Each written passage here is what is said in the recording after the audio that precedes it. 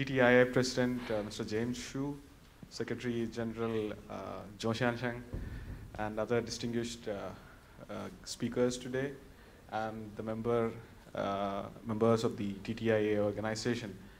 Thank you very much for coming today for this event, and I would like to acknowledge the generosity shown by TTIA in giving an opportunity for India-Taipei Association to give a short introduction about one of the main campaigns, policy campaigns being undertaken by the present government in India.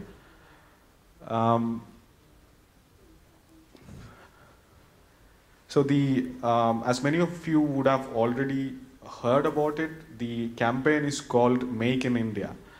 And this is a campaign which was announced by the Prime Minister, Mr. Narendra Modi, in 2014, mid-2014, on the occasion of the Independence Day celebrations of India.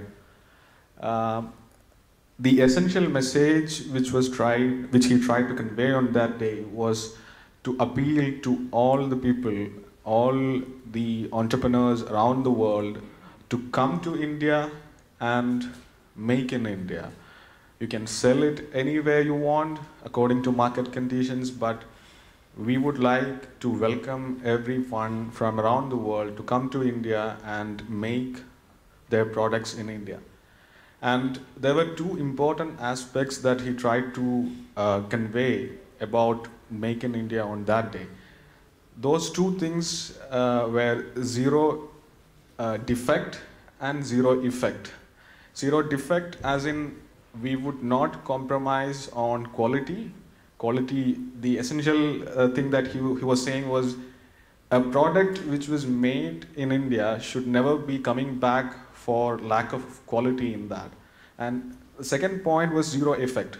We would not like to add to the already happening environment degradation and other associated problems with the industrialization that we have seen in the last couple of centuries. We would not like to cause any impact, any bad impact on the industrialization environment in this particular campaign. So now let's see what are the major points of this Make in India campaign. So for the purpose of today, we have divided this campaign into four major areas. These four major areas could be described as new processes, new infrastructure, new sectors, and a new mindset. So I would now go into what these four aspects mean. Now again, coming to the new processes, the most important thing Prime Minister in his foreign trips around the world has again and again stressed is that the ease of doing business. From some time there has been an impression made that it's probably not that easy to do business in India. So Prime Minister has tried to reform various processes, procedures involved in doing business, in starting a business. So this particular aspect of ease of doing business is taken as a single point agenda and conveyed to various government ministries, agencies involved in liaising with other foreign companies, that to ensure that the best possible environment for establishing a business in India is to be made available to foreign companies. And second important aspect of that is the delicensing part and the deregulation. The government will move from the manufacturing sector, giving full play to the entrepreneurship of the companies, and the market will play its own course in its decision making and in its business decisions. And the second aspect of it is the new infrastructure. So the industrialization process will not happen in the absence, without the presence of the supporting infrastructure. So there is a major thrust and major fund allocation being done on the infrastructure part. there are major industrial corridors being planned and already underway. The construction of the industrial corridors is already underway. I'll come to that shortly. And there are industrial clusters which are lined along the major industrial corridors, and then there are 99 smart cities which are being planned in the next 5 to 10 years. So already the first 20 of them are already identified, and the remaining 60 odd is going to come shortly. And then the third aspect of it is the new sectors. So there are lots of sectors which were not open for foreign collaboration earlier, or the percentage of the collaboration was not probably the most appropriate in the past. Now the attempt is to ensure that all those sectors are more open to foreign participation and foreign collaboration. Now, a few of those are mentioned here. They are the defense products, construction, rail infrastructure sector, railways, medical devices, and the insurance sector. This is not an exhaustive list. These are just indicative of a few of the sectors which actually lots of progress is happening right now. And the most important aspect of this entire campaign is creation of a new mindset.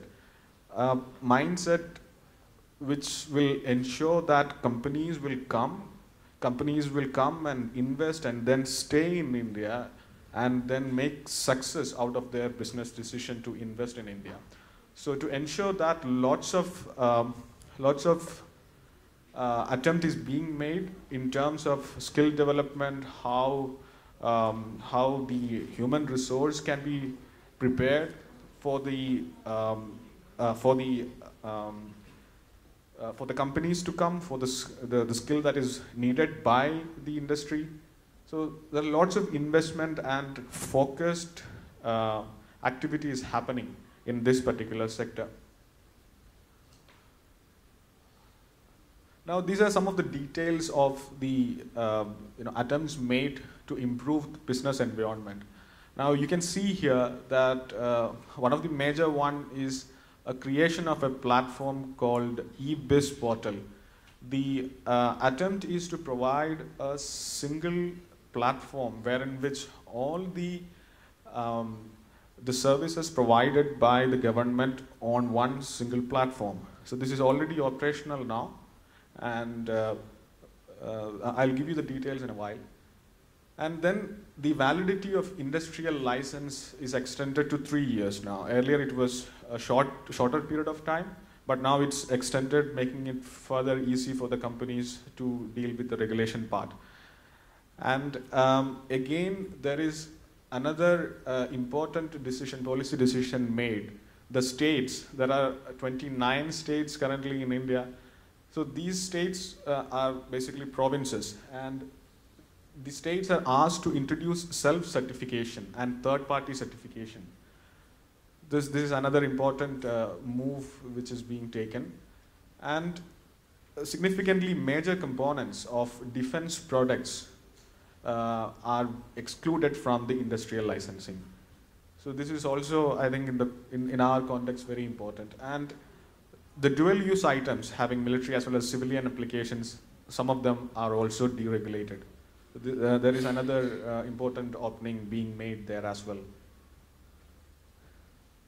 So I would like to talk a bit about Invest India. This is the official investment promotion and facilitation agency for India now. And this is a joint venture between these three agencies. The first one is a ministry under Government of India. It's called DIPP, Department of Industrial Promotion and Policy. And then there is also the Ministry of Commerce and Industry associated with that. Then we have the Industry Association. It's called FICCI, F-I-C-C-I. And then as another partner, we have the various state governments in India. And the focal point to get in touch with Invest India as far as we are concerned, the companies outside India are concerned, it's basically the Indian embassies and consulates which are located outside India. And for our purpose in Taiwan, it's my office, India-Taipei Association, who would be more than willing to answer your queries and help in all regards, whatever doubts you have. And this is basically a process of hand-holding, right from the pre-investment stage to the execution, actual execution, and then even after the investment is made, going through the entire process and trying to be with the companies in all ways possible to help them. And we also have leading consulting and legal firms. So many of the companies, when they take the decision, when they want to take the decision to move us to another country, they would like to depend upon third-party consulting agencies to get very objective facts, figures, possibilities about a future market. They would not like to believe what I say about India. But so we have in this particular venture as partners like KPMG, partners like Ernst & Young, all these agencies who can provide consultancy services and as well as the legal services. So this is the website address in which you can find more details about this particular platform I mentioned. Now, I talked about the focus on creating new infrastructure to facilitate better manufacturing environment in India. Now, I have listed here a few of the important ones which are already planned and already underway. One of the most important one is the first one on the left side, which is the Delhi-Mumbai Industrial Corridor. So I'll just show the picture. So here you can see, the one that I'm mentioning about is the one on the left side going from Mumbai, which is a port city on the west side, to Delhi. And now you can see a lot of blue dots there. All these are clusters being planned, industrial areas which are being planned, wherein which the government is expecting companies would come and build their facilities so that it can be used for the domestic market as well as for foreign markets when they want to export to other countries. So this is one of the major corridors which is already underway. Now we have already construction happening in a few of the other sectors shown here. Like there's a Chennai-Bangalore on the right side, you can see top, Chennai-Bangalore, which is the southern part of India, that one. And then one going from Chennai to Vizag, the Visakhapatnam, which is another port city on the east side.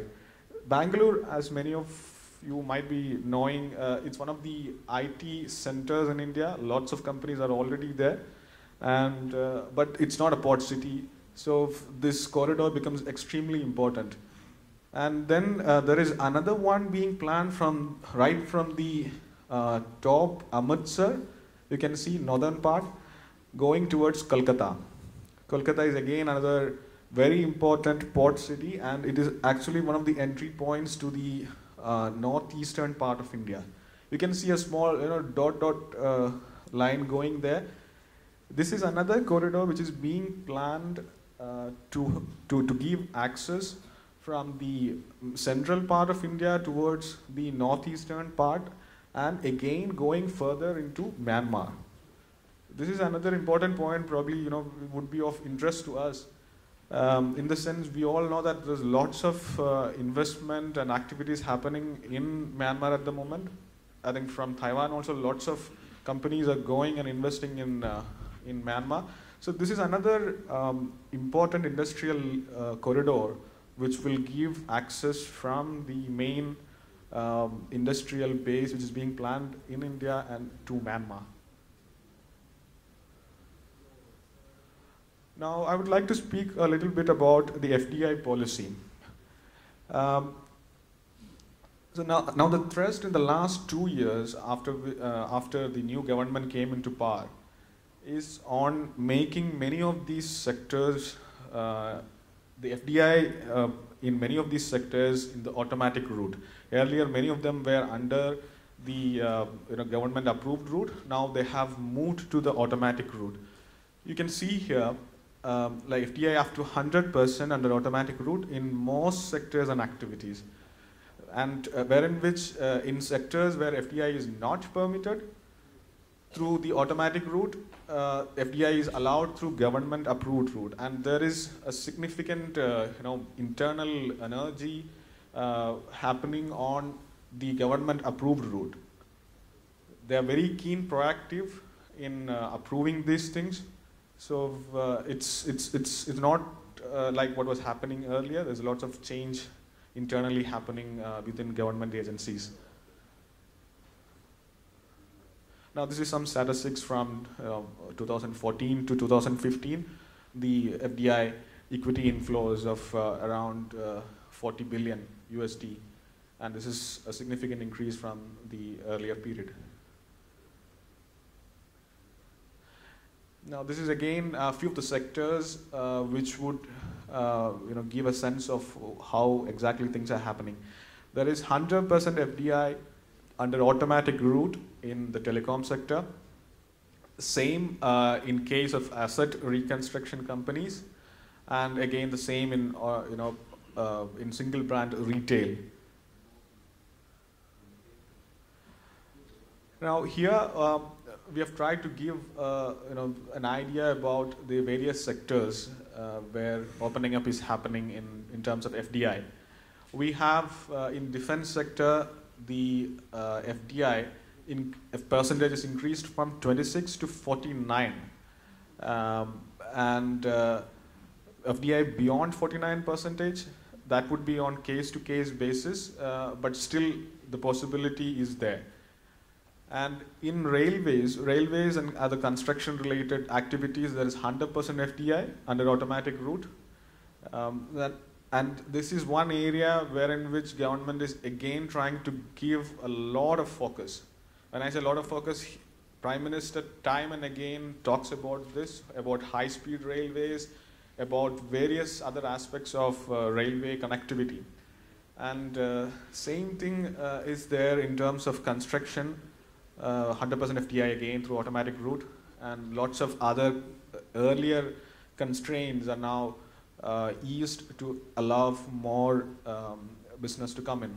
And insurance again 49%, and medical devices, that is again 100% FDI. Now this figure, this graph here would give a sense of the historical trend of FDI inflows. Right from 2000 to 2001 until 2014. So you can actually see that there is a consistent, sustained trend which is happening here. And I would like to shortly talk about few of the aspects about the Indian society and the labor market and society in general, and why Indian market, Indian resources could be of interest to the foreign companies and foreign businesses. So here, on the demographic part, we talk about it's become a cliche now to say that there's a chance of a demographic dividend. So India is currently the second largest population in the world, and it's not just the second largest, but the most important part is that India is a very young country, a very young nation. 62% of the total population is in the age group of 15 to 59. So this is what industry would need: the people who can who can work in the companies. So this is very important for especially in the manufacturing sector. Now, regarding the market, India is to be the 5th largest consumer market by 2025. And another important aspect is about the human resource in terms of the technical and scientific capabilities. Currently, India has the 3rd largest technical and scientific manpower pool in the world. And various aspects of it is already evident in terms of the Indian human resource going to other countries and cooperating with working in other companies and proving their merit there. Now, these are a few of the recent reports done by the agencies, consultancies regarding the merits of India as an investment destination, right from the UN agencies to Japanese, Japan Bank for International Cooperation, Deloitte, Ernst & Young. These are a few of the surveys they have taken recently. There's a few others from HSBC, OECD, IMF, World Bank, and all these agencies have been working with us very closely, not only with the central government, but also with the state governments.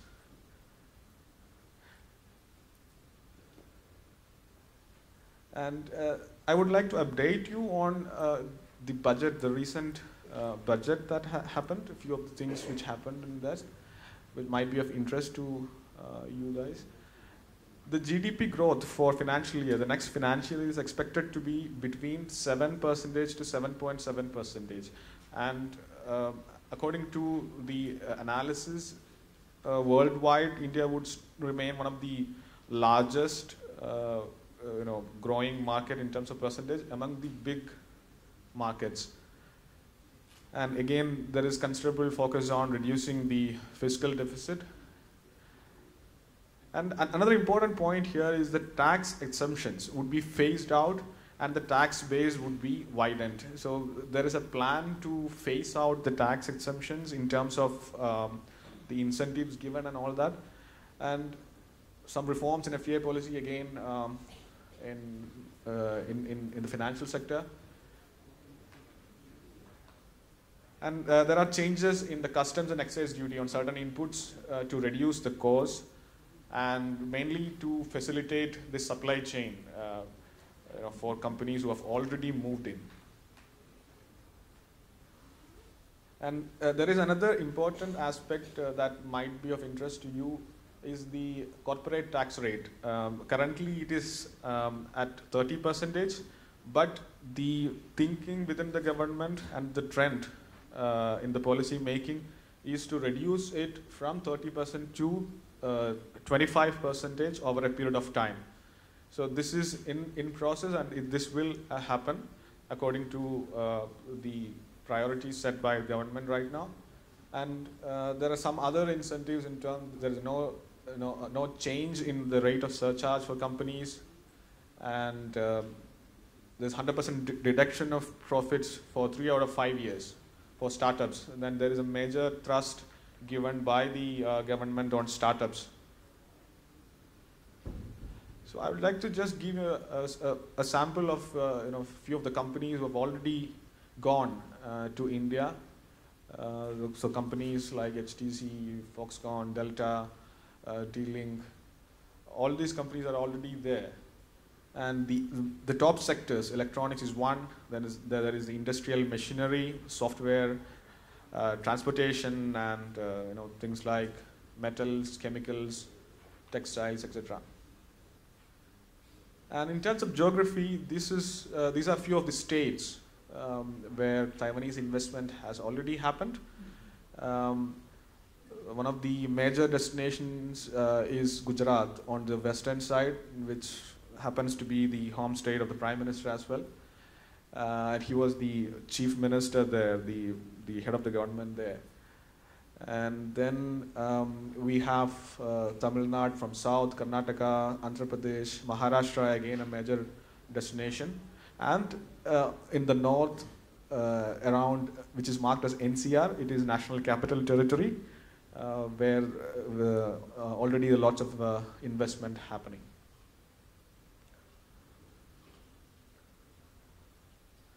Now, these are a few of the areas where opportunities are galore for the Taiwanese investors. Electronics infrastructure, smart cities, auto parts and machine tools, medical devices, consumer electronics, agro, food processing, shipping, green energy. And I would like to quickly go through, the Master of Ceremony has already told me there's only 10 minutes left. So I would like to just quickly go through few of these things. These are sectors wherein which there's huge expectation, the trend is very evident that the market is, even the domestic market is going to be huge. The largest tractor manufacturer, second largest two-wheeler manufacturer, and the market itself, like for example, car, 6 million units are added annually, and in terms of growth in other two-wheeler segment is also significant in the last few years, and this is expected to continue. And in the automobile component sector, again, the advantages are clear: low cost labor, raw materials are available, technical capabilities, and again on quality. Yeah, another important aspect I would like to mention here is the geographical significance of the Indian market. It's very conveniently placed among the major markets of the world in terms of sheer geography, be it the Asia Pacific or the Middle East or the African market. All these are very conveniently aligned in terms of the business routes. Again, in electrical machinery, major growth is happening. These are a few of the details in that, in terms of the numbers. In electronic systems, the expected demand to reach 400 billion by 2020 because of the major focus given by government on Digital India, which consists of lots of programs like National Knowledge Network, National Optical Fiber Network. Prime Minister himself is very, very keen to focus on the digital aspects of governance and connect with the 1 billion people using the digital technology. So it is expected, the funding and the related activities are expected to continue. Again, on renewable energy also there is a huge market there in terms of the energy potential. It's about 895 gigawatts of renewable energy. And in that, again, solar is there, wind, biopower, all these are included. Railways, as I mentioned earlier, that is also a significant area. Roads and highways also. This is also a sector, you can see the road network, it's 4.86 million kilometers, and when you have that much distance to be covered, you obviously need a lot of automobiles, cars, two-wheelers and all that. So it's just an indication of the size and the extent and the possibilities which are there. This may not be directly related, but thought of just mentioning, the opportunities in terms of the IT and business process management. So this is all what I thought I would mention here today. Secretary General Mr. Joe was mentioning that they are keen on working closely to explore the opportunities in India.